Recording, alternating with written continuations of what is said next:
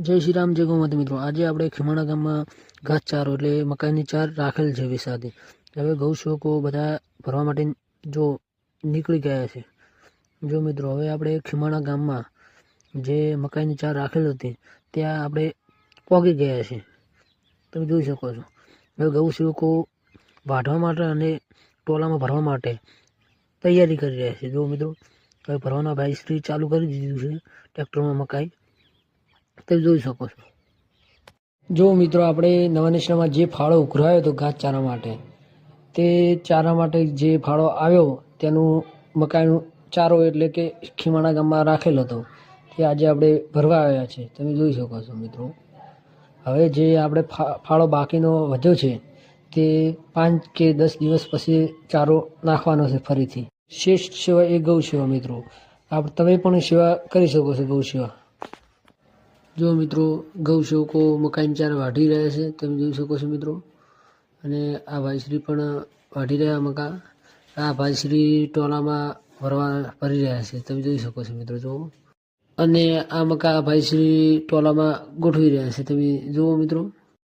જો મિત્રો ગૌસેવકો કેટલી બધી મહેનત કરી રહ્યા છે, તમે જોઈ શકો છો મિત્રો। જુઓ, પોતાનો સમય બગાડી અને ગૌ સેવા માટે જોડાયા છે, તમે જોઈ શકો છો મિત્રો। જો મિત્રો તમારે પણ સેવામાં જોડાવવું હોય તો અમારો કોન્ટેક કરો અને અમને સપોર્ટ કરો, જેથી કરીને અમારું ગૌ સેવા ગ્રુપ આગળ ચાલતું રહે। જો મિત્રો હવે ગૌ સેવકોએ ટોલામાં મકાઈની ચાર ભરી દીધી છે ને હવે મિત્રો આપણે આપણા ગામમાં એટલે કે નિષ્ઠા ગામમાં જઈ રહ્યા છીએ। જય શ્રી રામ, જય ગૌ માતા। તો મિત્રો તમે જોઈ શકો છો કે આપણે નવા નિષ્ઠા જય દ્વારકાધીશ ગ્રુપ ગૌ સેવા ગ્રુપ આજે ઉત્તરાયણના દિવસે મકાઈની ચારો નાખવા જઈ રહ્યા છે, તો તમે જોઈ શકો છો મિત્રો। જય માતાજી।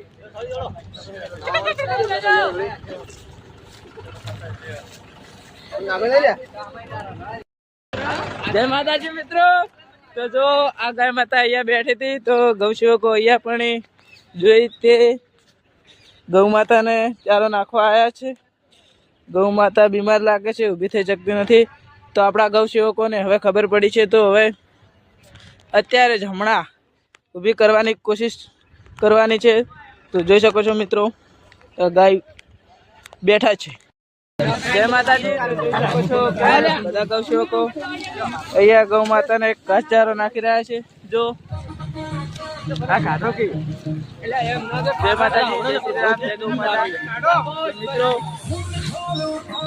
તો ડાયરેક્ટ માથે જય માતાજી, જય શ્રી